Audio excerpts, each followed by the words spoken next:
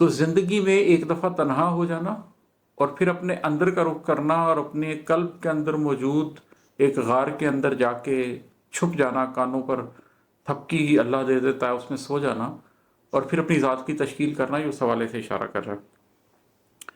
اور ایک شعر ہے کہ خاک خوردہ چٹائی پر ماتھا، خاک خوردہ چٹائی پر ماتھا، روشنی راستی حضوری تھی۔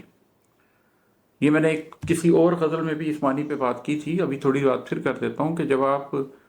بالکل زمین کے اوپر کسی خاک خوردہ کھجور کے پتے کی بنی ہوئی چٹائی کے اوپر سجدہ کر رہے ہوتے ہیں، اس وقت آپ دنیا اور دنیا کی مادی چیزوں سے بہت دور اور اللہ کے بہت قریب ہوتے ہیں۔ تو ہمارے دل میں کئی دفعہ خیال آتا ہے روحانیت کا کہ جیسے عطر لگایا ہوگا اور لوبان جل رہا ہوگا اور ہم کسی بڑے ہی سفید چاندنی پر بیٹھے ہوں گے اور ہر طرف نور ہوگا،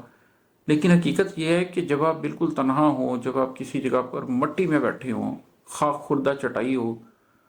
اور دنیا کی یہ ساری مادی چیزیں دور ہوں، آپ تھکے ہوئے ہوں، آپ بیمار ہوں، آپ کے کپڑے بھی شاید ایک دن دو دن کی مٹی اٹی ہوئی ہو، لیکن اس تھکن میں، اس پریشانی میں جب آپ اللہ کے آگے جھکتے ہیں اور سجدہ کرتے ہیں تو اس کے نتیجے میں جو آپ کو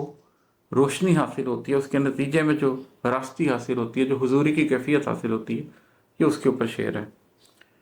اور اس کا مقطع ہے کہ اب عماد ان دنوں کا ذکر ہی کیا، اب عماد ان دنوں کا ذکر ہی کیا جب تجھے آگہی سے دوری تھی۔ اچھا، مجھے زندگی میں بہت زیادہ اس بات کا احساس ہوتا ہے کہ زندگی میں ایک دور جہالت ہم میں سے ہر شخص گزارتا ہے۔ جیسے ہم بات کرتے ہیں کہ مکہ کے زمانے کی بات کرتے ہیں لوگوں کے کہ اسلام کے آنے سے پہلے وہ دور جاہلیت میں تھے اور پھر اس کے بعد ایمان کے نور نے انہیں پا لیا۔ ہم سب لوگ اپنی اپنی زندگی میں ایک دور جاہلیت میں سے گزر رہے ہوتے ہیں، پھر اللہ اگر کسی کا سینہ حق کے لیے کھول دے اور اس کو حق حاصل ہو جائے تو پھر ان پرانے دنوں کا ذکر ہی کیا۔ اسلام جیسے قبول کرنے کے بعد آپ کے ماضی کے تمام گناہ دھل جاتے ہیں، اسی طرح اگر آپ مسلمان بھی ہیں لیکن آپ صدق کے دل سے اپنے رب کے سامنے ایک دفعہ پیش ہو جائیں تو آپ کا پیچھے کا سب کچھ دھل جاتا ہے۔